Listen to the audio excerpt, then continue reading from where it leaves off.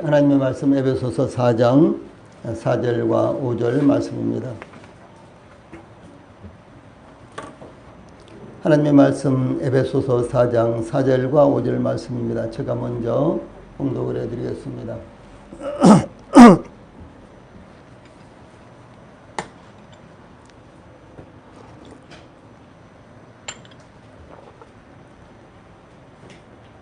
하나님의 말씀 에베소서 4장 4절과 5절 제가 봉독을 해드리겠습니다. 몸이 하나요 성령도 한 분이시니 이와 같이 너희가 부르심의 한 소망 안에서 부르심을 받았느니라. 주도 한 분이시요 믿음도 하나요 세례도 하나요. 아멘. 우리 앞에 보시고 같이 한번 읽읍시다. 앞에 보시고 시작. 몸이 하나요 성령도 한 분이시니 이와 같이 너희가 부르심의 한 소망 안에서 부르심을 받았느니라. 주도 한 분이시요 믿음도 하나이요 세례도 하나이요. 아멘. 오늘은 에베소 4장 5절 말씀, 조금 전에 저희들이 보는 대로 주도 한 분이시요 믿음도 하나이요 세례도 하나이요, 이 말씀 가운데 믿음도 하나요 믿음도 하나이요, 이 말씀을 중심으로 하나의 믿음이라는 이와 같은 주제로 말씀을 전해드리겠습니다. 이 사도 바울은 그리스도의 몸된 교회가 통일성을 유지해야 되는 이유로서 몸이 하나이요 성령도 한 분이시니 이와 같이 너희가 부르심의 한 소망 안에서 부르심을 받았느니라. 주도 한 분이시요 믿음도 하나이요 세례도 하나요, 이렇게 증거하면서 주도 한 분이시요 다음에 믿음도 하나요, 이렇게 증거하고 있는 것을 볼 수가 있습니다. 주님이 한 분이심으로 주님을 믿는 믿음도 하나다라고 하는 사실입니다. 믿음도 하나요라는 이와 같은 말씀은 참으로 중요한 것인데, 그 이유는 기독교만이 유일한 믿음의 종교인데도 지금은 불교도 이슬람도 힌두교도 다 믿는다고 주장하기 때문입니다. 실상은 기독교를 제외하면 다른 여타 종교는 믿음의 종교가 아니라 행함의 종교요, 어떤 대상을 믿음으로 그 대상을 섬기거나 인생의 근본 문제를 해결하는 것이 아니라 이 자신의 힘과 노력으로서 스스로의 노력을 통해서 달성하고자 하는 것이 그들의 교리이기 때문에 여타 종교는 믿음의 종교라고 할 수가 없는 것입니다. 그러면 믿음도 하나이요 라는 말씀이 평안의 매른 줄로 성령이 하나되게 하신 것을 힘써 지키라는 공고를 어떻게 이루어가는지 상고하도록 하겠습니다. 이 본문을 통해서 제일 먼저 우리가 믿음도 하나이요, 이 말씀을 이해하기 위해서 믿음의 실체에 대해서 먼저 상고를 하겠습니다. 과연 믿음이라는 것은 무엇인가? 과연 믿음이라는 것은 무엇인가? 즉 믿음의 실체에 대해서 살펴보겠습니다. 히브리서 저자는 히브리서 10장 마지막 절에서 우리가 뒤로 물러가 멸망할 자가 아니요 혹은 침륜에 이를 자가 아니요, 이렇게 이제 구번역은 되어 있죠. 멸망할 자가 아니요 오직 영혼을 구원함에 이르는 믿음을 가진 자니라, 이렇게 증거했는데, 그리스도인들은 영혼을 구원함에 이르는 믿음을 가진 자들이다 라고 하는 것입니다. 그러면 믿음이란 무엇이기에 영혼을 구원할 수 있는 것일까요? 히브리서 저자는 곧바로 히브리서 11장 1절로 2절에서 믿음은 바라는 것들의 실상이요 보지 못하는 것들의 증거니 선지인들이 이로써 증거를 얻었느니라, 이렇게 이제 증거하고 있는데, 이것이 바로 믿음이 무엇인지 설명하고 있는 이와 같은 말씀입니다. 믿음은 참으로 놀라운 것입니다. 믿음은 아무나 가질 수가 없습니다. 믿음은 성령님으로부터 오는 것입니다. 그러므로 예수님께서 마태복음 21장 21절로 22절, 그 외에도 누가복음에도 나타나는 말씀인데, 내가 진실로 너희에게 이르노니 만일 너희가 믿음이 있고 의심치 아니하면 이 무화과나무에게 된 이런 일만 할 뿐 아니라 이 산더러 들려 바다에 던지우라 하여도 될 것이요 너희가 기도할 때 무엇이든지 믿고 구하는 것은 다 받으리라, 이렇게 말씀하셨습니다. 믿음이 얼마나 놀랍습니까? 만약에 믿음이 있다면 이와 같은 역사가 이루어진다라고 이렇게 증거하고 있는 것입니다. 또한 12해를 혈루증으로 고통받던 여인에게 누가복음 8장 45절 등등에 따라 내 믿음이 너를 구원하였으니 평안히 가라, 이렇게 말씀하셨습니다. 내 믿음이 너를 구원하셨다. 참 얼마나 놀라운 믿음입니까? 예, 그런가 하면은 이 회당장의 딸이 죽었다는 소식을 들은 예수님께서 회당장에게 두려워 말고 믿기만 하라. 그리하면 딸이 구원을 얻으리라. 딸이 살아날 것이다. 이렇게 말씀하신 거예요. 예, 두려워하지 말고 믿기만 하라. 이 믿음이 얼마나 놀랍습니까? 믿기만 하면 딸이 살아난다. 라고 이렇게 말씀을 하신 것입니다. 예, 이와 같이 예, 믿음은 놀라운 것이며 신비스러운 것입니다. 우리가 어떤 측면에서요, 우리가 믿음이 있다, 우리는 믿음으로 산다, 이렇게 하면서도 믿음 자체를 우리가 실상은 이제 이해하기가 아주 곤란한 아주 신비스러운 이와 같은 것이다라고 말할 수가 있습니다. 예, 그러면 믿음은 과연 무엇일까요? 이미 소개한 대로 히브리서 저자는 히브리서 11장 1절 2절에서요. 믿음은 바라는 것들의 실상, 이 실상이란 말은 근거 또는 신용 이런 말입니다. 신용. 예, 그래서 믿음은 바라는 것들의 실상이요. 보지 못하는 것들의 증거니 선진들이 이로써 증거를 얻었으니라. 이렇게 예, 증거하고 있는데 이 시대와 사람과 구분 없이 믿음의 실상에 대해서 이렇게 증거하고 있는 것입니다. 여기 믿음이 무엇인가 라는 의미가 담겨져 있는데 첫째로 믿음은 아직 존재하지 아니한 것들 그러나 바라기만 하는 것들을 신자에게 존재하고 현존하게 만드는 것이다. 아직 눈에 보이지 않았는데도 불구하고 믿음은 그 믿음대로 그것이 현존하고 있는 것이다 라고 하는 사실입니다. 예, 두 번째로는 믿음은 신자들이 하나님께 인정받게 하는 것이다. 믿음이 없이는 하나님을 기쁘시게 할 뿐만 아니라 하지 못할 뿐만 아니라 예, 믿음이 하나님 앞에 우리가 나아갈 수 있는 길을 내는 것이고요. 믿음이 없이는 하나님 앞에 인정을 받지 못합니다. 아무리 무엇을 가지고 있고 알고 있고 능력이 있다고 할지라도 믿음이 없으면 하나님 앞에서 인정을 받지는 못하는 것입니다. 그 다음에 세 번째로 믿음이란 감각과 이성으로 볼 때는 도저히 믿어지지 않은 일들을 이해하고 믿게 만드는 것입니다. 예를 들어서 저는 아주 어렸을 때부터 교회를 다녔습니다. 그리고 교회를 다니되 아주 열심히 교회를 다녔습니다. 예, 그런데도 불구하고 창세기 1, 2, 3장에 있는 내용들이 믿어지지 않았어요. 그 중에서 특별히 모아가 참 선악을 알게 하는 나무의 열매, 이 선악과 이것이 이 부분이요 믿어지질 않았어요. 예, 하나님을 절실하게 그리고 그 누구보다도 잘 믿는다고 생각을 하고 날마다 기도 생활도 하고 그리고 부흥회라든가 이런 데 쫓아다니고 그러면서도 항상 제 마음 가운데 하나님은 병도 주고 약도 주는 것인가? 그러면 차라리 안 주시는 것이 낫지. 병 주고 그 다음에 고생한 다음에 약 주시려면 차라리 안 주시는 것이 낫지 않느냐. 늘 이런 생각이 들었다는 것이죠. 무슨 말인 거는 아담과 하와가 하나님은 전지전능하신 분이시기 때문에 아담과 하와가 선악과를 따 먹을 줄을 하나님께서 틀림없이 아셨을 텐데 왜 선악과를 만들어 놓고 아담과 하와가 따 먹게 만들고 그 다음에 아담과 하와가 따 먹으니까 아담과 하와가 하나님 앞에 저주를 받게 하고 그 저주에서 구원하시기 위해서 하나님께서 하나님의 아들 예수님을 세상에 보내셨느냐. 그것이 하나님이 병 주고 약 주는 것 아니냐. 이렇게 생각이 들어가지고요. 그 부분만은 이해가 안 되는 거예요. 제가 정말 하나님의 존재도 믿고 성경도 믿고 그리고 하나님을 잘 믿는다고 나름대로 전도도 하고 하러 다니고 그러기도 했지만 그런데 그것이요. 그 부분이 제 마음 가운데 믿어지지 않았어요. 그런데 어느 날 이제 주 예수 그리스도 안에 있는 이 구속, 십자가의 비밀, 십자가의 구속, 십자가의 죄사함 이것이 딱 이 머리에 혹은 마음에요. 아 그렇구나라고 깨달아지더라고요. 예. 그리고 나서 언제 내가 그런 의심을 했지? 예, 제가 이해는 못합니다. 지금도 이해 못합니다. 그런데도 불구하고 제 마음 가운데 의심이 정말 남아있지 않습니다.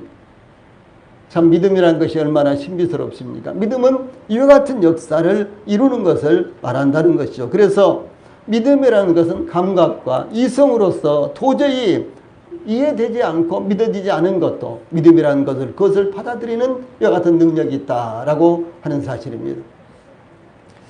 예, 그러므로 믿음의 실상, 즉 그 실체는 다음과 같다고 이렇게 볼 수 있는데요. 특별히 두 가지를 제가 제시를 하겠습니다. 제일 먼저 믿음의 실상, 그 실체는요. 믿음은 믿음의 대상이 실상, 즉 실체여야 한다라고 하는 것입니다. 내가 믿는데 그것이 실제로 있어야 된다. 실제로 존재하는 것이어야 된다. 실체해야 된다라고 하는 것입니다. 만약에 믿는 것이 허상이라면 그것은 확실하게 믿는다고 할지라도 헛된 것입니다. 진짜로 믿는다고 할지라도 그것은 헛된 것이라는 거죠. 사막을 여행하는 여행자가 물도 음식도 다 떨어지고 햇볕은 이 갈증을 더욱 부채질할 때 불현듯 오아시스가 눈에 보이는 것입니다. 예, 지금 곧 죽겠다. 이제는 이제 죽겠다. 이제는 포기할 수밖에 없겠다. 그런데 오아시스가 저 앞에 보이는 거예요. 어떻게 되겠습니까? 아, 이 여행자가요, 마지막 모든 힘을 다해서 오아시스를 향해서 달려갔습니다. 그런데 이게 웬일입니까? 한참 달려가다 보니까요, 오아시스가 안 보이는 거예요. 예, 아무리 사방을 두리번거리고 찾아봐도 오아시스가 보이지 않습니다. 무엇입니까? 신기루를 봤던 것이, 신기루가 보였던 것입니다. 신기루였어요. 예, 이와 같이 실체를 믿지 않으면 그 믿음은 헛된 것이다. 이 신기루를 믿고 있으면요, 그것을 잡으려고 하면 이것은 결국은 헛된 것에 불과하다라고 하는 사실입니다. 그 허상은 아무것도 할 수가 없습니다.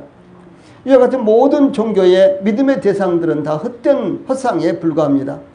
아무리 잘 믿고 확실하게 믿는다고 할지라도 그것은 헛된 것에 불과하기 때문입니다. 그러나 우리가 믿는 하나님은 살아계셔서 지금도 역사하시는 하나님이시요 영원하신 분이시다 라고 하는 것입니다. 그래서 믿음의 대상, 믿음의 실체는요, 제일 첫 번째 믿음의 대상이 확실한 실체여야 된다라고 하는 사실입니다. 남왕국 유다의 멸망의 그림자가 드리워지고 있을 때였습니다. 그때 수많은 거짓 선지자들이 활개를 쳤습니다. 예, 그때 선지자 예레미야는 오직 여호와는 참 하나님이시오, 사실은 하나님이시오, 영원한 왕이시라. 그 진노하심에 땅이 진동하며 그 분노하심을 열방이 능히 당치 못하느니라. 이렇게 증거했습니다. 이 선지자 다니엘이 사자굴에서 살아났을 때 하나님을 전혀 알지 못했던 이 다리오라는 이와 같은 왕이요, 메대의 왕 다리오가 이렇게 고백을 합니다. 자, 아래 말씀, 빨간 이제 파란 박스에 있는 빨간 글씨 말고요, 그 다음에 같이 읽읍시다. 시작. 내가 이제 조서를 내려놓으라. 내 나라 관할 아래에 있는 사람들은 다 다니엘의 하나님 앞에서 떨며 두려워 할지니 그는 사시는 하나님이요 영원히 변치 않으실 자시며 그 나라는 망하지 아니할 것이요 그 권세는 무궁할 것이며 그는 구원도 하시며 건져내기도 하시며 하늘에서든지 땅에서든지 이적과 기사를 행하시는 이로써 다니엘을 구원하여 사자 입에서 벗어나게 하셨습니다. 이렇게 증가하고 있습니다. 예, 분명한 여호와 하나님, 다니엘의 하나님, 그 하나님은 분명한 실체, 살아계시는 하나님이시다. 역사하시는 하나님이시다 라고 하는 것입니다. 그러므로 믿음의 대상이 실제로 살아계시고 실체냐 여부에 따라서 그 믿음은 허상에 불과하냐 아니면 실상이냐 실체냐라는 것이 결정된다라고 하는 사실입니다. 예, 두 번째 믿음의 실체는요, 믿음은 믿음의 내용이 진실되고 분명해야 한다라고 하는 사실입니다. 우리가 무엇을 믿느냐, 그 다음에 우리가 참 어떤 대상을 믿느냐, 그 다음에 우리가 그 대상 가운데 무엇을 믿느냐라고 하는 것이 굉장히 중요하다라고 하는 것입니다. 거짓된 것을 믿거나 허황된 것을 믿는 것은 믿음이라고 할 수가 없습니다. 심지어 이만이나 문선명을 구세주로 믿는다거나 재림주라고 믿어도 그것은 거짓을 믿는 것에 불과합니다. 무엇을 믿든지 진실되게 믿으면 다 같은 것이라고 이렇게 믿으면요, 그것은 거짓된 것입니다. 세상에는 그렇죠. 무슨 종교를 믿든지 무엇을 믿든지 진실로 믿으면 되는 것이지 꼭 예수님을 믿어야 되느냐, 꼭 교회를 다녀야 되느냐 이렇게 말하는 분들이 많이 있잖아요. 그러나 심지어 예수님을 믿는다고 할지라도 하나님을 믿는다고 할지라도 성경에서 말씀하신 그 내용대로 믿지 않는다면요, 이것은 헛된 것이다라고 하는 사실을 말씀을 드리는 것입니다. 기독교 안에서는 율법을 잘 지키면 구원을 받는다거나 선한 일을 많이 해야 구원받는다고 이렇게 주장하는 이들도 있습니다. 내지는 교회에 충성하고 봉사하고 또 연보 많이 내고 헌금 많이 내고 이러면 복 받는다고 이렇게 가르치는 이와 같은 교회들도 아주 많습니다. 그러나 성경에는 그런 것이 없다는 것이죠. 이것이 참 중요한 거예요. 그래서 우리가 하나님을 믿는데, 예수님을 믿는데 성경대로 믿느냐, 그 믿는 내용이 무엇이냐가 대단히 중요하다라고 하는 사실입니다. 이 사도 바울도 믿음도 하나이요 라고 증거하고 있는데요. 사람의 생각과 판단은 이 판단을 따라서 믿음의 대상과 내용이 달라진다면 이것은 믿음이 아니라는 것입니다. 그러므로 믿음도 하나, 즉 같은 믿음이 되기 위해서는 성경에서 제시한 같은 대상을 믿어야 하며 같은 내용을 믿어야 하는 것입니다. 사도 바울은 고린도 교회에 보낸 편지에서 증거하기를 그리스도께서 어찌 나뉘었느뇨 바울이 너희를 위하여 십자가에 못 박혔으며 바울의 이름으로 너희가 세례를 받았느냐 이렇게 반문했습니다. 이어서 사도 바울은 그리스도께서 나를 보내시면 세례를 베풀게 하려 하심이 아니요 오직 복음을 전하게 하려 하심이로되 말의 지혜로 하지 아니하면 그리스도의 십자가가 헛되지 않게 하려 함이라. 고린도전서 1장 7절에서 17절에서 이렇게 증가하고 있습니다. 즉 믿음의 내용, 믿음의 색깔이 달라서는 안 된다라고 하는 것입니다. 오직 하나의 믿음, 즉 그 믿음이 구원하는 믿음이요 예수님께서 십자가에서 못 박혀 죽으시면서 완성하신 믿음이요 우리 모두가 그리스도의 몸된 교회의 지체로서 연합을 시켜주는 믿음이다라고 하는 사실을 우리 성도들이 잊지 않기를 바랍니다. 두 번째로는 하나의 믿음이어야 되는 이유가 무엇이냐? 예, 믿음도 하나이요 이렇게 말씀하셨는데 그러면 믿음이 하나여야 되는 이유가 무엇이냐? 이런 부분입니다. 예, 사도 바울은 믿음도 하나이요 이렇게 언급한 것은 교회가 유대인과 이방인으로 구성이 되었지만요. 유대인의 믿음이 다르고 이방인의 믿음이 다른 것이 아니라 유대인이나 이방인이나 동일한 믿음을 가졌다는 것을 의미합니다. 유대인들은 아브라함의 자손이라는 특권의식과 할례를 받았다는 자부심을 갖고 있었습니다. 한편 이방인들은 철학과 신비스러운 지식을 앞세웠습니다. 그리스 사람들, 로마 사람들, 헬라 사람들 이런 사람들은 지식과 철학과 이와 같은 신비스러운 지식을 갖고 있는 것을 자부심으로 여겼습니다. 그러므로 사도 바울은 고린도전서 1장 22절에 유대인은 표적을 구하고 헬라인은 지혜를 찾으나 그랬죠. 예수님 믿는 것, 하나님 믿는 거죠. 이것을 유대인들은 표적을 봐야지만 그것을 믿는 것이 믿음이라고 생각을 하고요. 저 헬라 사람들, 이방인들은 지혜와 지식을 찾는 것, 그것을 깊이 깨닫는 것이 바로 하나님을 믿는 것이라고 이렇게 생각했다는 것이죠.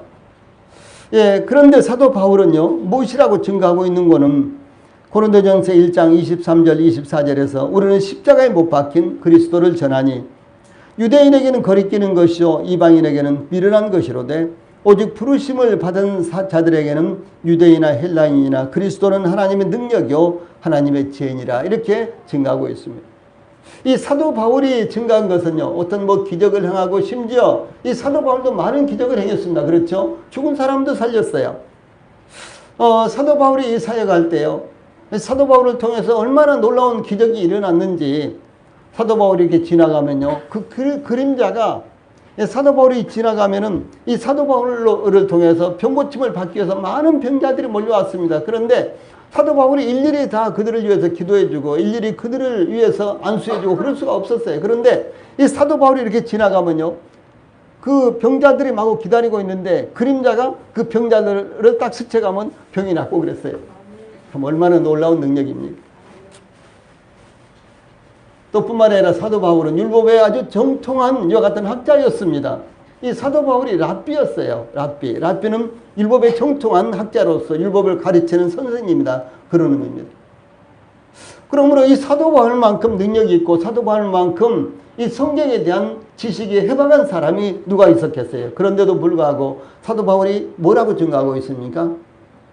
우리는 십자가에 못 박힌 그리스도를 전한다. 바로 이것입니다. 그러므로 유대인들도 우리는 율법을 잘 지키니까 우리는 아브라함의 후손이니까 이런 것으로 구원받는 것이 아니고요. 그 다음에 이방인들도 우리는 대단한 지식을 갖고 있다.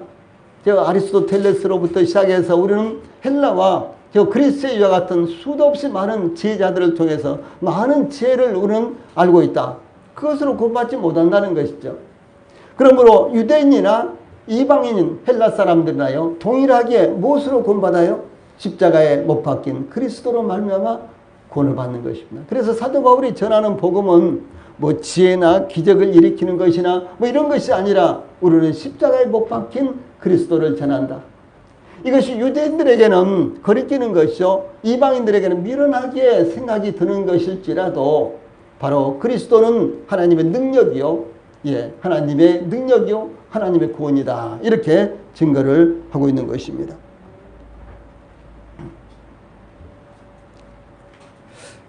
그러나 이 사도 바울 자신에 대해서도 사도 바울은 소개를 하고 있는데요. 고린도전서 15장 10절에서 그러나 나의 나된 것은 하나님의 은혜로 된 것이니 이렇게 자신을 소개하고 있어요. 내가 지금 사도가 되어서 이와 같이 복음을 전하고 있는 것은 무엇이냐? 하나님의 은혜로 된 것이다 라고 이렇게 증거하고 있습니다. 우리가 구원받은 건 무엇입니까? 하나님의 은혜로 된 것이죠. 우리가 예수 그리스도를 아는 것은 무엇입니까? 하나님 은혜로 된 것입니다. 어떤 분들은요, 평생 교회를 다녀도, 아니 교회를 다니면서 헌신하고 봉사하고 평생 동안 이렇게 하는데도 불구하고 예수 그리스도를 알지 못해요. 구원이 무엇인지 알지 못합니다. 그냥 열심히 이렇게 다니니까, 나는 우리 부모가 뱃속에 있을 때부터 나는 교회 생활을 했으니까 그러니까 구원받을 것이라고 이렇게 생각을 한다는 것이죠. 그러나 이것은 구원의 길이 아닙니다.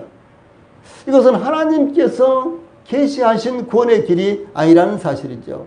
이런 분들을 저는 너무너무 많이 봤습니다. 우리 성도들도 복음을 전하면서 전도하면서 이런 사람들을 정말 많이 만나보셨잖아요. 그런데 사도 바울은 이렇게 증거합니다. 내가 지금 이 자리에 서 있는 것은, 내가 복음을 전한 것은, 내가 사도가 된 것은 예수 그리스도로 말미암은 것이다. 하나님의 은혜다. 이렇게 지금 증거하고 있습니다. 그래서 그는요, 이렇게 증거합니다. 내가 8일 만에 할례를 받고, 이건 무엇입니까? 이삭이 태어나서 8일 만에 할례를 받았죠. 주 예수님도 태어나서 8일 만에 할례를 받았습니다. 이것은 이제 아브라함으로부터 시작된 이 할례에 이와 같은 하나님의 지시가요, 모든 이스라엘 백성들이면 누구나 태어나면 8일 만에 할례를 받았습니다. 그러니까 난 아주 정통 유대인이다, 그런 말입니다. 나는 정통 아브라함의 후손이다. 나는 하나님을 섬기는 하나님의 믿음의 조상인 아브라함의 후손이다. 이제 이런 말입니다. 그래서 이 사도 바울은 지금 증거하기를, 내가 8일 만에 할례를 받고 이스라엘 족속이요 베냐민 지파요 히브리인 중에 히브리인이요 율법으로는 바리새인이요 열심으로는 교회를 박해하고 율법의 의로는 흠이 없는 자다. 이렇게 증거하고 있습니다. 사도 바울이 얼마나 율법을 잘 지켰는지, 나는 율법의 의로는 흠이 없는 사람이다. 율법은 정말 지키기가 어렵습니다. 아니, 지키는 것은 불가능한 것입니다. 그래서 율법으로 말미암아 의롭다 할 사람은요, 한 사람도 없다고 성경에 증거하고 있어요. 그런데도 불구하고 사도 바울은 율법으로 말하면 나는 의로운 사람이다, 흠이 없는 사람이다. 그러니까 사도 바울이 얼마나 철저하게 율법을 지키는 사람이었을까요? 여기 또 이제 사도 바울이요, 나는 이스라엘 족속이요 베냐민 지파요 히브리인 중에 히브리인이다. 나는 아주 순혈통의 히브리인이다, 이런 말이에요. 그렇죠? 또 나는 베냐민이다, 베냐민 지파다. 이것은요, 이스라엘 백성들이, 이스라엘이요, 이제 솔로몬 시대 이후에 북왕국과 남왕국으로 나눠지죠. 우리나라도 해방이 되면서 북조선과 우리 남쪽에 대한민국 이렇게 나뉘어졌지 않습니까? 그러듯이 이스라엘도 솔로몬 이후에 북왕국과 남왕국이 나눠졌어요. 근데 이스라엘이 12지파잖아요. 12지파. 그런데 북왕국을 이루는 이와 같은 지파는요, 10지파가 북왕국을 이루었고, 남왕국은 유다지파하고 또 한 지파가 있었어요. 그냥 한 지파는 그냥 덤으로, 유다지파 바로 옆에 있었기 때문에 덤으로 따라온 지파가 있었는데 베냐민 지파였어요. 베냐민 지파는 그 당시에 수가 아주 적었습니다. 이 사사기 시대에 베냐민 지파는요, 몇만 명이 죽음을 당하고 600명만 살아남았어요. 그렇기 때문에 예수님 당시까지도 베냐민 지파는 아주 적은 숫자였어요. 그러니까 적은 숫자가 북쪽으로 가든지 남쪽으로 가든지 별로 이해 득실이 별로 없는 이와 같은 상황이었어요. 그런데 남왕국을 이제 형성하는요, 유다 지파 바로 옆에가 베냐민 지파가 있었기 때문에 그냥 유다 지파의 합세가 돼가지고 남왕국을 이뤘어요. 그런데 남왕국은 끝까지 성전에서 하나님을 섬겼잖아요. 그런데 북왕국은 우상을 숭배했죠. 배들과 단에다가 금송아지, 송아지를 만들어 놓고 이것이 하나님이다. 이스라엘아 들으라. 이것은 너희를 애굽에서 인도해낸 너희 하나님 여호와다. 이렇게 하면서 금송아지를 섬겼잖아요. 그런데 여기에 사도 바울이요. 나는 베냐민 지파다. 이렇게 말한 거예요. 이거는 대단한 자부심이었습니다. 이건 이스라엘 백성들 가운데요. 대단한 자부심이었어요. 그래서 자 여기 사도 바울은요. 이스라엘 족속이요. 이스라엘 족속이면서 나는 베냐민 지파다. 그리고 히브리인 중에 히브리인이다. 나는 순혈통의 히브리인이다. 우리 한국 사람들을 백이민족 그러죠. 백이민족. 그리고 한혈통, 순수혈통 이렇게 이야기하죠. 그런데요. 사실상 역사를 뒤집어 보면요. 뒤돌아 보면은 부끄러운 부분이 많이 있습니다. 몽골이 쳐들어와 가지고요.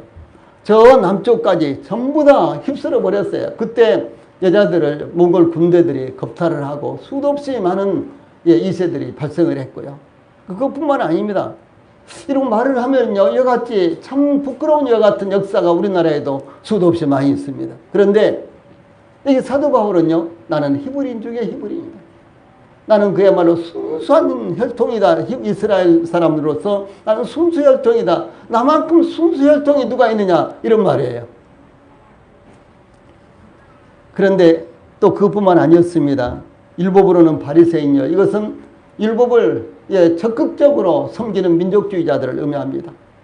그 다음에 이 교회를 박해하고 율법의 의로는 흠이 없는 자다.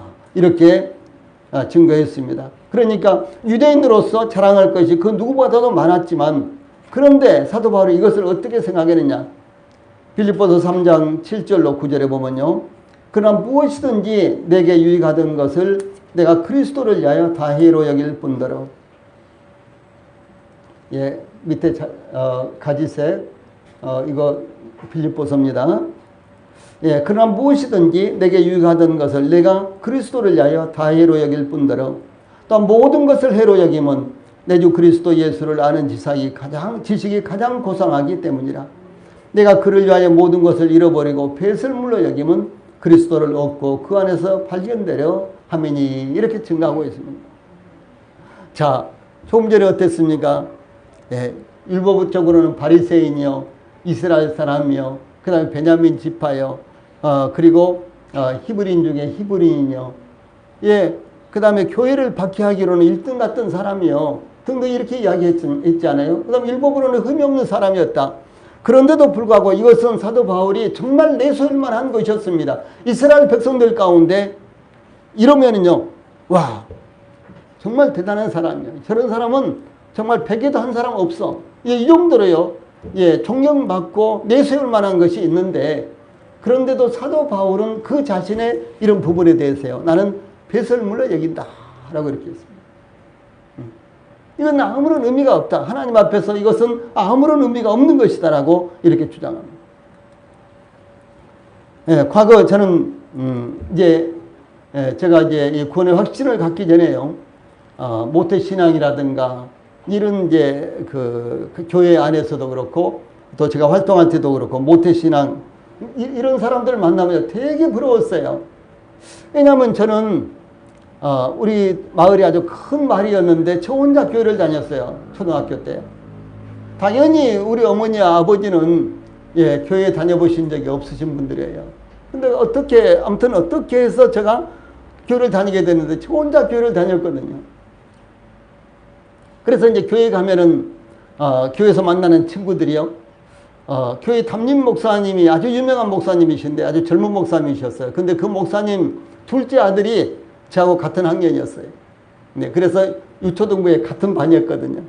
그래서 유초등부 끝나면 이제 그 친구들랑 함께 이제 놀러 다니는데 전부 다 교회 장로님, 내지는 집사님, 아무튼 교회 간부들, 목사님부터 시작해서 전부 다 간부들의 그 아들들이 저와 같은 반이었고, 다 그렇게 또래가 됐었어요. 친구들이었어요. 되게 부러웠어요. 그리고 혹시 이제 그 아이들이 자기 집에 가자 그래서 집에 가면은요, 그냥 먹을 것도 그야말로 많고, 집도 좋고, 도저히 우리 집은 온다 그랬지라도 내가 데려오지 못할 정도로 너무너무 차이가 있었습니다. 그래서 대단히 부러웠어요. 그 중에서 특별히 부모님이 교회 다닌다. 그러면요, 얼마나 부러웠는지 몰라요. 예. 그래서 이 모태신앙 그러면은 얼마나 대단한 것으로 이렇게 여겨줍니까? 예, 그런데도 불구하고 사도 바울은 그것과 비교할 수 없는 이와 같은 위치에 있었지만 이 모든 것들을 나는 배설물로 여긴다. 라고 사도 바울은 이렇게 증가하고 있습니다. 예, 그래서 육신적이고 이 전통적이며 종교적인 것들은 단지 배설물에 불과하다라고 사도 바울이 이렇게 증가하고 있는 것입니다. 그러므로 자랑하는 자는 주 안에서 자랑하라. 이렇게 증가하고 있는 것입니다. 예, 우리가 갖고 있는 것 중에요, 주님으로부터 오지 않은 것들은 다 어떤 것들이에요. 그렇죠? 그래서 자랑하는 것은 주 안에서 자랑하는 거예요. 무엇입니까? 우리가 구원받은 것 자랑하고, 우리가 복음을 자랑하고, 우리가 주의 몸된 교회 안에서 지체로서 섬기고 있는 걸 자랑하고 그런다는 것이죠. 예. 이와 같이 유대인이건 이방인이건 동일한 믿음으로 그리스도 안에 들어왔습니다. 유대인이라고 율법을 지킴으로 구원받는다거나요, 이방인이라고 은혜로 구원받은 것이 아닙니다. 구원받은 믿음은 다르지 않습니다. 오직 하나뿐입니다. 구원받는 믿음은 한 믿음, 즉 유일한 믿음이다 라고 하는 사실입니다. 이 믿음도 하나이요, 이 말씀은 몸이 하나요, 성령도 한 분이시요, 부르심의 소망도 하나요, 주님까지도 한 분이시듯이 믿음도 하나다라는 것입니다. 한 믿음은 믿음으로 얻는 칭의를 가리킵니다. 이것은 한 믿음이며 유일한 믿음입니다. 이 사도 바울은 로마에 있는 신자들에게 편지를 보내면서 소뒤에서 나는 너희들에게 복음을 전하기를 원한다 이렇게 말하면서요, 이 로마서 1장 16절로 17절에서 내가 복음을 부끄러워하지 아니하노니, 이 복음은 모든 믿는 자에게 구원을 주시는 하나님의 능력이 됨이라. 먼저는 유대인에게요, 그리고 헬라인에게로다. 복음에는 하나님의 의가 나타나서 믿음으로 믿음에 이르게 하나니 기록된 바 오직 의인은 믿음으로 말미암아 살리라 함과 같으니라. 이렇게 로마서를 시작합니다.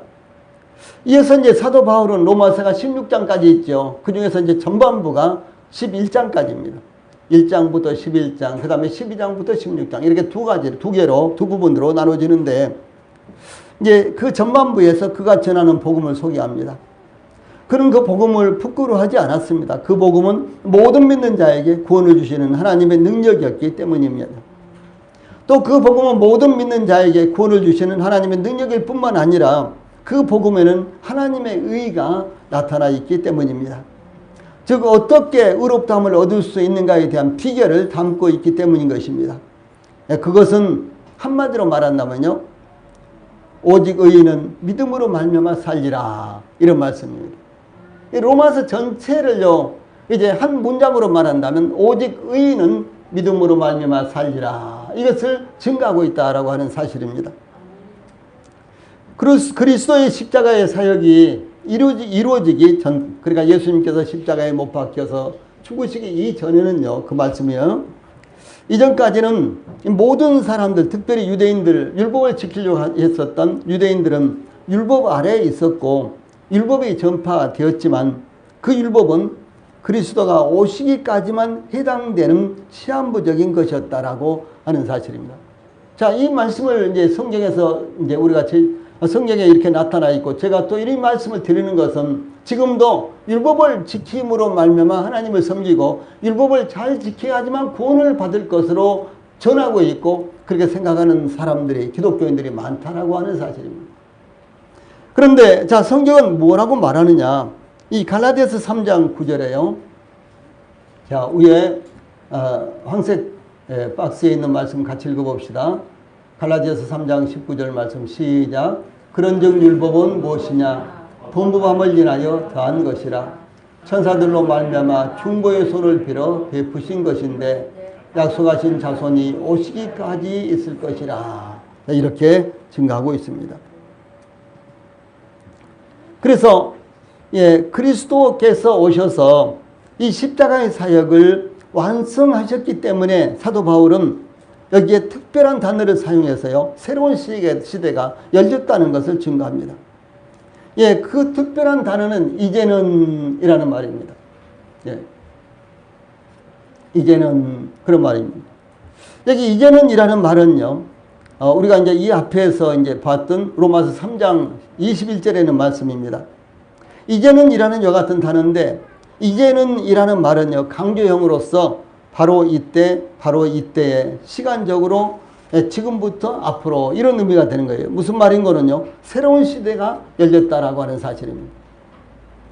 예, 이제는 새로운 시대가 열렸다. 무엇입니까? 지금까지는 율법의 의로 말미암아 구원을 받으려고 애쓰던 시대였는데, 이제는 믿음으로 말미암아 의롭게 되는 새로운 시대가 열렸다라고 하는 것을 증거하고 있는 것입니다.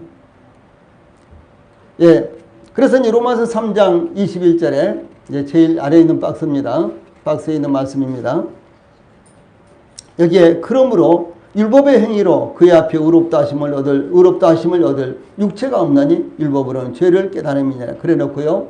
21절에 이제는 그랬죠. 이제는 율법에 하나님의 한 의가 나타났으니 율법과 선지자들에게 증거를 받은 것이라. 율법의 의가 아니라 다른 한 의, 그것은 바로 믿음으로 말미암는 의를 의미하는 것입니다. 자, 아래에 있는 말씀 같이 한번 읽읍시다. 시작. 그러므로 율법의 행위로 그의 앞에 의롭다 하심을 얻을 육체가 없나니 율법으로는 죄를 깨달음이니라. 이제는 율법에 하나님의 한 의가 나타났으니 율법과 선지자들에게 증거를 받은 것이라. 자, 이렇게 증거하고 있는 것입니다. 자, 이 말씀은 참 중요한 것입니다. 그래서 예, 이 과거에는 이제 율법 시대에는 율법의 행위로서 이 의롭다함을 받으려고 했지만은, 그러나 율법의 행위로서 의롭다함을 받을 사람이 아무도 없었습니다. 그러면 왜 율법을 주셨느냐? 율법은 오직 죄를 깨닫도록 하기 위한 것이었다라고 하는 것이 여기 먼저 20절에 나온 것입니다. 제일 밑에 있는 박스의 말씀 앞에 그러므로 율법의 행위로 그의 앞에 의롭다 하심을 얻을 육체가 없나. 이것은 율법의 행위로서 죄상을 받는다거나 구원을 받는다거나 이럴 사람이 하나도 없다. 의롭다 하심을 얻을 육체가 없다. 한 사람도 없다. 그런 말이에요. 그러면 율법은 왜 율법을 주셨느냐? 그 다음에 보니까 율법으로는 죄를 깨달음이니라. 만약에요, 이 법이 없으면은 우리가 법을 어겼는지 어기지 못했는지 모르지 않습니까? 오늘날도 이제 어떤 죄악들이 막 이렇게 죄들이 나타나는데 현행 법으로는 처벌할 법이 없다. 뭐 그런 이야기 듣죠. 참 세상에 어떤 이런 세상이 다 있냐. 그래 인간의 지혜가요, 법보다 더 앞서가는 거예요. 그래서 법을 잘 아는 사람들이 법을 피해서 이리저리 피해가면서 죄를 범하지 않습니까? 예, 그래서 현재 법으로는 그 사람을 틀림없이 잘못했고 죄인이긴 분명한데, 우리나라 현재의 법으로는 그 사람의 죄를 처벌할 법이 없다는 거예요. 예. 법이 있어야지만 이 사람이 죄인이다 그래서 벌금을 물리든지 감옥에 집어넣든지 할 수가 있을 거 아니에요. 이 마찬가지로요, 율법이 없으면은 내가 죄를 범했는지 범하지 않았는지를 모르는 거예요. 그런데 율법이 있으니까 율법에 비춰보니까 나는 죄인이구나. 그래서 율법의 역할은 무엇인고는 우리가 죄인이라는 것을요 증거하는 거예요. 이것이 율법의 역할이다라고 하는 것입니다. 자, 그래서 이제 율법의 역할이 우리가 죄인이라는 것을 깨닫게 하는 데 있고, 율법의 역할이 우리가 율법을 잘 지켜서 구원받는 데 있는 것이 아니다라는 것을 이렇게 증거하고 있는 것입니다.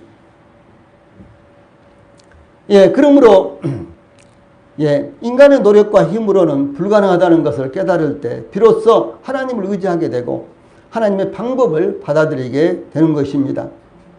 하나님의 방법이 바로 하나의 믿음이다라고 하는 사실입니다. 혹자들, 특히 세대주의자들, 우리 성도들이 잘 모르시겠지만 세대주의자들이 있습니다. 그들은 구약시대의 구원의 방법과 신약시대의 구원의 방법이 다르다고 주장합니다. 저는 세대주의에 아주 몰입을 해서 오랫동안 세대주의를 연구했던 사람입니다. 그런데 이들은 구약시대의 방법과 신약시대의 방법이, 구원의 방법이 다르다고 이렇게 합니다. 심지어 세대를 7가지로 나눠서 7세대가 각각 하나님의 구원의 방법이 다르다 이렇게 주장을 합니다. 그런데 이 구약시대는 율법을 지킴으로 구원받고 신약시대에는 믿음으로 구원받는다고 이렇게 주장합니다. 그런데 성경은요, 뭐라고 말하느냐. 할례자도 믿음으로 말미암아 또는 무할례자도 믿음으로 말미암아 의롭다하실 하나님은 한 분이시니라. 로마서 3장 30절에 이렇게 증가하고 있습니다. 할례자도 믿음으로, 무할례자도 믿음으로. 그러면 할례자는 무엇을 말하느냐? 이 가운데 파란 박스에 있는 대로요, 유대인들 혹은 구약시대를 의미하고, 무할례자들은 신약시대 혹은 이방인들을 의미합니다. 그런데 할례자들이나 무할례자들이나, 구약시대나 신약시대나, 내지는 이스라엘 백성들이나 이방인들이나 구원의 방법은 동일하다, 한 믿음이다 라고 하는 사실입니다. 그래서 사도 바울은 이렇게 묻습니다. 로마서 4장 3절에 보면요, 성경이 무엇을 말하느냐 이렇게 제시하는 거예요. 이 성경이 무엇을 말하느냐, 이와 같은 말씀이요, 시작 성경이 2번 나옵니다. 여러분, 성경이 무엇을 말합니까? 참 중요한 거예요. 그래서 구약시대는 율법으로 구원받고 신약시대는 믿음으로 구원받고, 또 내지는 지금도 여전히 율법을 지켜야 되고 10계명은 최소한도 지켜야 하지만 구원받고 교회생활 잘 해야지만 구원받고, 이렇게 주장한 사람들에게 자, 성경이 무엇을 말하는지 성경을 보세요, 이렇게 성경에서도 제시하고 있다는 사실이에요. 그래서 여기 보면요, 성경이 무엇을 말하느냐, 아브라함이 하나님을 믿음에 그것이 그에게 의로 여겨진 바 되었느니라, 이렇게 증가하고 있습니다. 아브라함은 누굽니까? 아브라함은 구약시대에 예수님이 오시기 전에요, 아브라함은 예수님이 오시기 전에 최소한도 2000년 전에, 예수님 오시기 최소한도 2000년 전에 살았던 사람입니다. 이스라엘 백성들이 애굽에서 해방될 때가 BC 1444년이었어요. 그보다도 최소한도 500~600년 사람이 아브라함이었습니다. 근데 아브라함은 어떻게 구원받았느냐? 뭐라고 말합니까? 성경이 무엇을 말하느냐? 성경이 무엇을 말하느냐? 아브라함이 하나님을 믿음에 이것을 하나님께서 그의 의로 여기셨다, 이것을 통해서 구원하셨다, 그런 말입니다. 이와 같이 구원받는 믿음은 오직 하나입니다. 그것은 구약시대나 신약시대나 똑같으며 그것은 바로 예수 그리스도를 믿는 믿음입니다. 그러므로 사도 바울은 믿음도 하나요, 즉 유대인이나 이방인이 똑같은 믿음으로 구원받았기 때문에 하나가 되었다라고 이렇게 선언하는 것입니다. 그러므로 평안에 매는 줄로 성령이 하나 되게 하신 것을 힘써 지키라 라는 말씀에 따라 하나인 것을 항상 지켜야 되는 것입니다. 세 번째로 믿음의 통일성에 대해서 상고를 하겠습니다. 사도 바울은 자신이 증거하는 복음이 사람의 가르침이나 자신의 연구의 결과로 얻어진 것이 아니라 하나님께서 계시하는 것이다 라는 사실을 반복해서 가르칩니다. 예를 들어서 제가 어떤 특정한 종교를 비난한다거나 그런 것이 아닙니다. 실상을 이야기합니다. 이 불경은요, 약 5,000가지나 됩니다. 불경은. 근데 이 불경은 약 5,000가지인데요. 이제 한 곳에서만 기록이 됐다든가, 당연히 한 사람이 증거했다든가 기록했다든가 그런 것이 아닙니다. 아주 수도 없이 많은 사람들이 기록을 했고, 또 수도 없이 많은 사람들이 이제 여기저기서 조금씩 이제 전승되어 온 그것을 편집해서 만들어진 것이 불경인데요. 불경은 약 5,000가지나 됩니다. 그러므로 이 불경은요, 오랜 세월 동안 조금씩 만들어지고, 이제 그렇기 때문에 아주 수도 없이 헤아릴 수 없이 다양한 방법들을 제시하고 있는 것입니다. 그래서 일본의 불교라든가 우리 한국의 불교라든가 저 동남아시아의 불교가요, 완전히 다릅니다. 심지어 동남아시아에 가도요, 예를 들어서 저 캄보디아에 가면요, 이 캄보디아 가면 여전히 이 불상들이, 이 절들이 엄청나게 많습니다. 그런데 그 불상들이 어떻게 되어 있는 거는요, 모두 다 이 불상 뒤에가요, 이렇게 이제 그 배경이 되어 있는데 여기에 이 뱀 꼬리들이 쫙 이렇게 서 있습니다. 이게 특징적인 것입니다. 그 다음에 태국의 불교에 가면요, 태국의 불교는 태국 가보신 분들 계시겠죠. 엄청나게 큰 용이라든가 막 이런 것들이 절마다 장식이 되어 있습니다. 같은 뱀을 그린데도 이 차이가 있는 거예요. 미얀마에 가면요, 어디를 가든지 간에 미얀마의 이제 예, 파고다라고 하죠. 이것이 이제 소위 우리나라로 말하면 절입니다.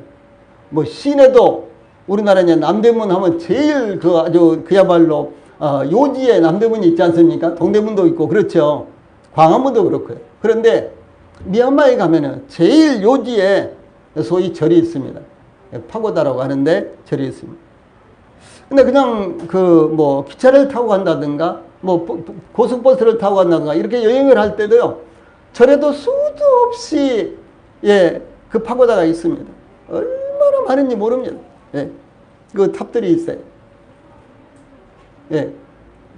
그런데 이와 같은 이제 그 파고다에 이제 가보면은요. 물론 이제 거기 아무것도 빈 파고다, 조그마한 이런 이제 파고다는 아무것도 없습니다. 그런데 큰 파고다, 이런 동굴에 있는 이런 파고다, 이런 데 가보면은요.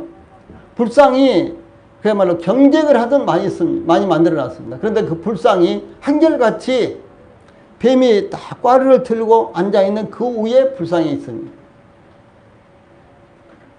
예. 근본적으로 다 다른 거예요. 예.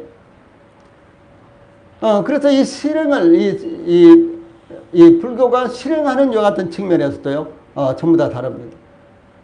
이것은 왜 그럴까요? 사람이 역사 가운데 그냥 생각나는 대로 어떤 참 고승이 이렇게 자기가 깨달은 대로, 이제 이 불경을 만들고 그 불경에 따라서 사람들이 또, 불교를 이제 섬기고, 이렇게 이제 하니까 모두 다 그 모양이들이 다른 것입니다. 그래서 이와 같은 갖가지 방법이 아니고, 이제 이 성경에서는요, 사도 바울이 전한 복음이라든가, 아니면 사도 베드로가 전한 복음이라든가, 또 이어서 저희들이 전한 복음도 똑같은 복음이다라는 것이 중요한 것입니다. 예. 단지 이 복음을 깨닫지 못하는 사람들이 뭐 율법을 전한다거나 행위를 전한다거나 뭐 등등 뭐 이러기 때문에 이제 구원의 복음이 없는 것이지, 이 성경을 통해서 성경에 제시한 복음을 전하면은 미국에서 전하든지 한국에서 전하든지 2000년 전에 전하든지 지금 전하든지 그 복음이 모두 똑같다라고 하는 사실이에요. 그래서 이 사도 바울은 이렇게 말합니다.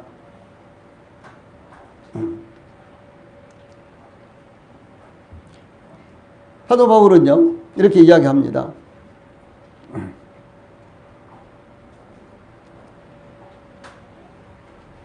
이건 아닌데. 여기입니다. 그래서,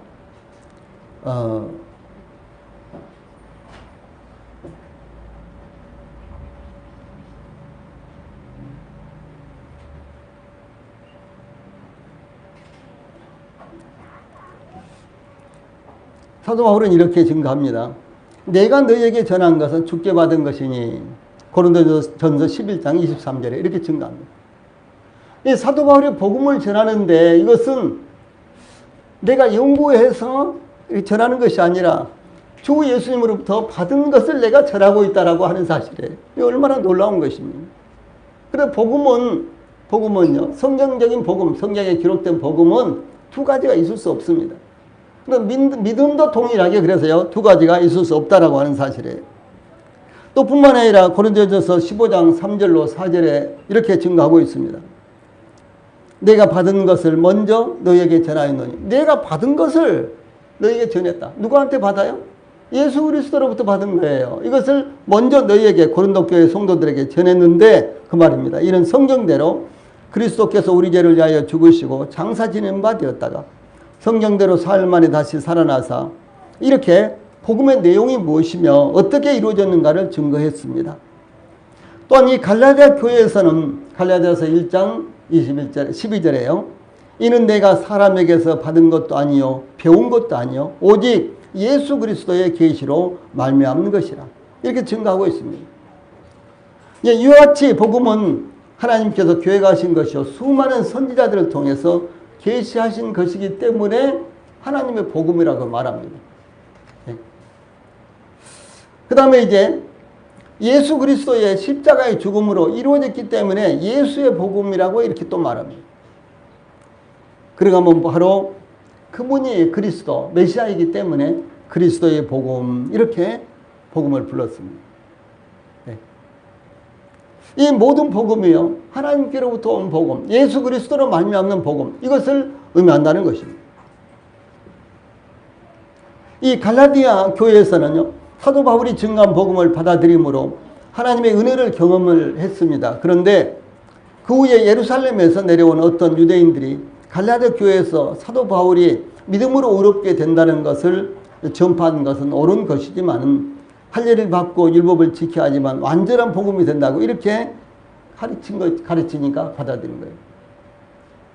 이 사도 바울 일행이 전도단 일행이요, 갈라디아 교회에 가서 복음을 전해서 갈라디아 교회가 세워졌죠. 그런데 이제 그 뒤로 사도 바울이 갈라디아 지역을 떠나서 다른 지역에 가서 복음을 전할 때 예루살렘에서 유대인들이 갈라디아를 방문했어요. 무엇을 당신들은 믿고 있습니까? 아, 우리가 사도 바울이 예수 그리스도를 통해서 저희들에게 은혜로 주신 죄사함에 대해서 믿고 구원을 받았습니다. 그러니까 그 참 잘했습니다. 그런데 온전해지려면은 할례를 행하고 율법을 지켜야 됩니다. 이렇게 또 덧붙인 거예요. 그럼 그걸 받아들였어요. 이것이 갈라디아 교회의 문제예요. 그래서 이 문제 때문에 사도 바울이 소위 갈라디아서를 쓰게 된 배경입니다. 네. 그래서 이제 사도 바울이 갈라디아서 5장 4절에요. 율법 안에서 의롭다함을 얻으려 하는 너희는 그리스도에게서 끊어지고 은혜에서 떨어진 자로다. 이렇게 증거합니다. 만일 누군가가 은혜의 복음에 율법을 다하면, 그래 믿음으로 말미암아 구원받아. 그런데 십계명도 지켜야지. 뭐 이렇게 한다든가요. 내지는 또 그래 예수 그리스도께서 우리 죄를 위해서 십자가에 죽으셨어. 그것을 믿는 건 잘한 거야. 그런데 방언을 해야지만 진짜 성령 받는 거야. 그렇게 하면 어떻게 되겠습니까? 이건 잘못된 것이라는 거죠. 성경에 그런 것이 없어요. 현혹되시면 안 되는 거예요. 물론 이제 우리 성도들이 현혹되실 분들은 없습니다. 저는 그렇게 단언합니다.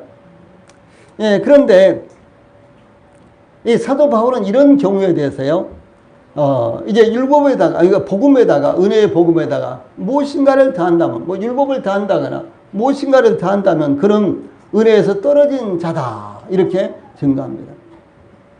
그래서 사도 바울은 은혜의 복음에 무엇인가를 더하거나 감히하면, 이 문제에 대해서요, 아주 강력하게, 경계를 하고 있습니다. 그래서 밑에 이제 파란 박스에 그리스도의 은혜로 너희를 부르신 이를 이같이 속기 떠나 다른 복음을 따르는 것을 내가 이사하게 여기노라. 다른 복음은 없나니 다만 어떤 사람들이 너희를 교란하여 그리스도의 복음을 변하게 하려 함이라. 그러나 우리나 혹 하늘로부터 온 천사라도 우리가 너희에게 전한 복음 외에 다른 복음을 전하면 저주를 받을지어다. 우리가 전에 말하였거니와 내가 지금 다시 말하노니 만일 누구든지 너희가 받은 것 외에 다른 복음을 전하면 저주를 받을지어다. 심지어 하늘에서부터 온 천사라고 할지라도 다른 복음을 전하면 저주를 받는다. 여러분, 이것은 얼마나 두려운 일입니까? 그러므로 복음을 바르게 알고 그 성경적인 복음을 전하는 것이 하나님 앞에 영광이 되고 나에게 구원이 된다라고 하는 사실입니다. 그런데 대부분의 그리스도인들이, 대부분의 이제 교인들이요, 대부분의 목회자들이 이 놀라운 구원의 복음, 예수 그리스도의 십자가에서 완성된 그 구속의 복음을 전하지 않고 사람의 노력과 사람의 행위와 이와 같은 것들이 가미된, 내지는 또 율법이 가미된 이와 같은 복음을 전하지 않습니다. 그래서 여기 다른 복음이라는 건 바로 그런 거예요. 그래 사도 바울이 은혜의 복음, 그 복음을 믿는다고 참 잘한 것입니다. 그런데 완전하게 되려면은 할례도 받고 율법도 지키고 십계명도 지켜야 됩니다. 거기다가 오늘은 어떻게 말합니까? 환상도 보고 방언도 해야 됩니다. 이렇게 이야기하지 않습니까? 이건 다른 복음이에요. 이런 다른 복음을 전한다면요, 아무리 위대하고 세상에서 알려지고 교회에서 대단한 사람이라고 할지라도, 혹시 하늘로서 온 천사라고 할지라도 하나님의 저주를 받는다라고 이렇게 증거하고 있는 것입니다. 그 사례로서요, 사도 바울과 바나바가 수리아 안독에서 사도행전 11장부터 11장 이제 12장 건너뛰어서 13장 이렇게 이제 수리아 안독에서 사도 바울과 바나바가 이제 교회를 섬기면서 복음을 전한 내용이 나옵니다. 여기 보면 이제 사도 바울과 이 바나바가 이 수리아 안디옥 교회에서 교회를 인도할 때 예루살렘에서 사도 베드로가 안디옥을 방문했습니다. 이 베드로가 안디옥에서 이방인들과 함께 식사하고 있을 때 이 안디옥은 이방인의 지역이에요. 이방인의 지역. 이방인들로 구성된 교회입니다. 그런데 거기에서 이제 베드로가 예루살렘에서 안디옥 교회에 와서 그 이방인 신자들과 함께 빙 둘러 앉아서 밥을 먹고 있는데, 식사를 하고 있는데 예루살렘에서 유대인들이 온 거예요. 그러니까 베드로가 딱 닦아버리고 돌아서 안 먹은 척하고 있었다는 거죠. 왜? 유대인들은 지금도 그렇죠. 지금도 유대인들은 이방인들과 함께 밥 먹으면 부정탄다고 생각을 합니다. 하나님 앞에 그것이 복받을 일이 아니라고 생각을 합니다. 그래서 외국인들을 자기 집으로 초청도 하고 음식도 주고 하는 그런 유대인들이 있죠. 뭐 홈스터디라든가 홈스테이라든가 이런 것 하는 이런 유대인들은요, 그 유대인 집에 들어가면은, 이스라엘에 가서요, 유대인 집에 들어가면은 이방인들, 외부 사람들이 올 수 있는 공간이 있고요, 자기 가족들만 사는 공간이 있어요. 근데 이 외부인들이 이 경계선을 넘지 못합니다. 그 다음에 외부인들에게 밥도 해주고 뭐 물도 주고 교제도 하고 그러면서요, 이방인들에게 사용할 수 있는 그릇이 전부 다 따로 구분이 되어 있어요.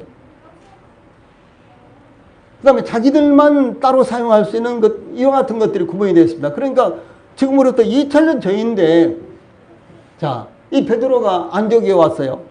이제 그래서 이방인들과 함께 식사를 하고 있었는데, 맛있게 하고 있었어요. 아주 즐겁게 대화를 하고 있었습니다. 교제하고 있었습니다. 그런데 예루살렘에서 유대인들이 내려오니까 얼른 돌아서서 자기는 안 그런 척 했다는 것이죠. 그래서 이제 이방인들과 함께 식사 자리에 앉지 않은 것처럼 자리를 피했던 것입니다. 그때 사도 바울은 이 베드로를요, 면전에서 면박을 하면서 책망을 합니다. 베드로 그러면은, 사도 베드로 그러면 예수님의 수제자지 않습니까? 그렇죠? 제일 앞선 제자였어요. 앞선 사도였습니다. 그런데 사도 바울은요, 무엇입니까?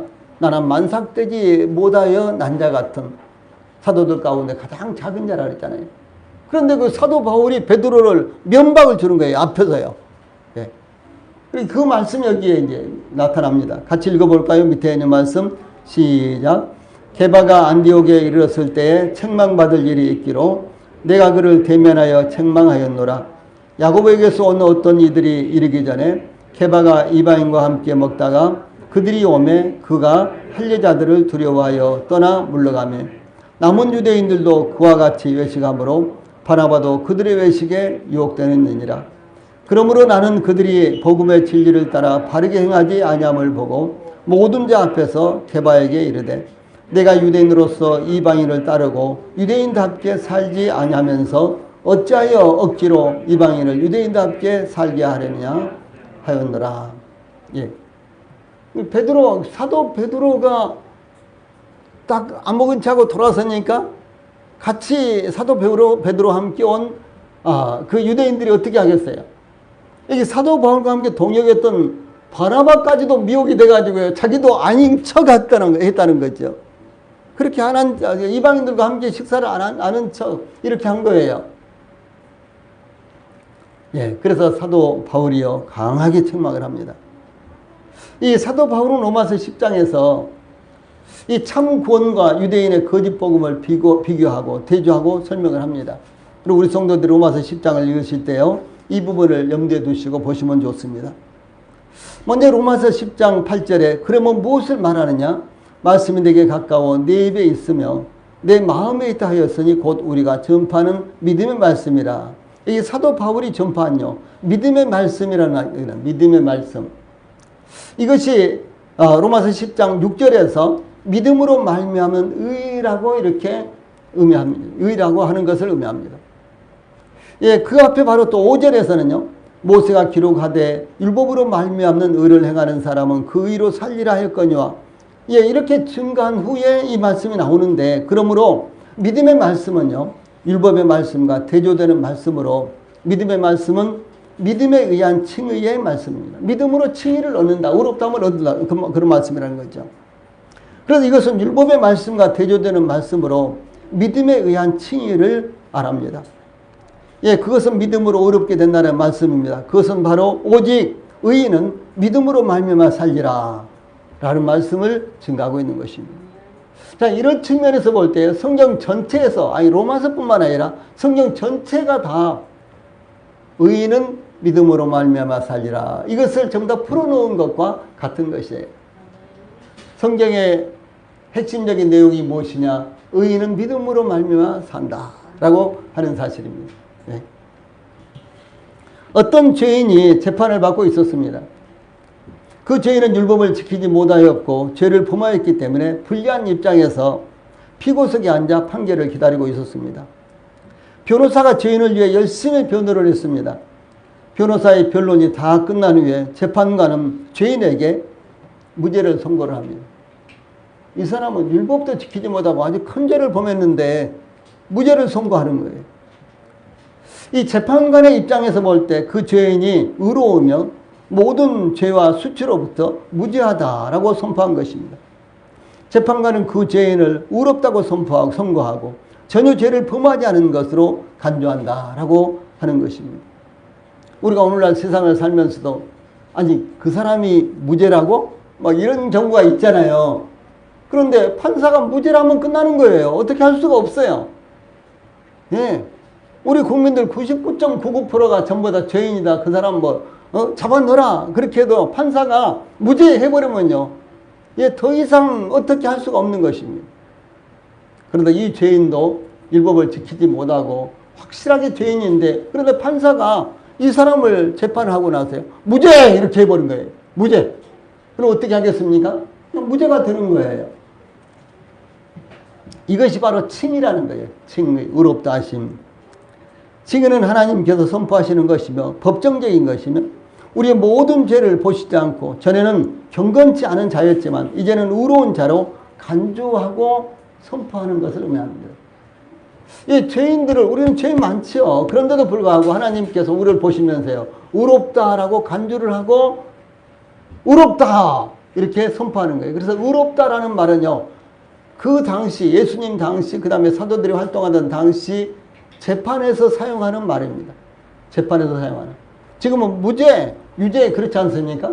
근데 그 당시에 무죄라는 말 대신에요, 의롭다라고 이렇게 선포를 했어요. 그때 활용되는 그런 단어입니다. 자, 그러면 이제 마지막으로, 그러면 하나님께서 우리를 어떻게 무죄요, 의롭다고 간주하시는 것일까요? 우리가 죄가 있는데 어떻게 우리를 무죄다, 의롭다라고 이렇게 간주하시는 걸까요? 이 사도 바울은 곧 하나님께서 그리스도 안에 계시사 세상을 자기와 화목하게 하시며 그들의 죄를 그들에게 돌리지 아니하시고 화목하게 하는 말씀을 우리에게 부탁하셨느니라 라고 이렇게 증가하고 있습니다. 여기에서 그들의 죄를 그들에게 돌리지 아니하시고, 이것이요 복음의 핵심이요, 그 다음에 오직 하나의 믿음의 핵심입니다. 우리의 죄를 우리에게 돌리지 아니하시고, 그 말씀을 그들의 죄를 그들에게 돌리지 아니하시고, 우리의 죄를 우리에게 돌리지 아니하시고, 그런 말씀입니다. 이 말씀은요, 성경의 수많은 구절들이 우리의 죄를 그리스도께서 담당하셨다는 것을 증거하고 있는데, 여기에서 지인하는 것은 복음이 아닙니다. 거짓입니다. 다른 복음입니다. 그러므로 예수 그리스도의 복음으로 말미암아 구원받은 모든 성도들은 그리스도 안에서, 복음 안에서 하나입니다. 우리가 세상의 미혹을 받아 십자가에서 성취된 완벽하고 확실한 복음으로 성령이 하나 되게 하신 그 하나됨을 깨뜨리지 않아야 된다라고 하는 사실을 우리 성도들이 잊지 않기를 바랍니다. 왜냐하면 믿음은 하나이기 때문입니다. 찬송 부르시겠습니다.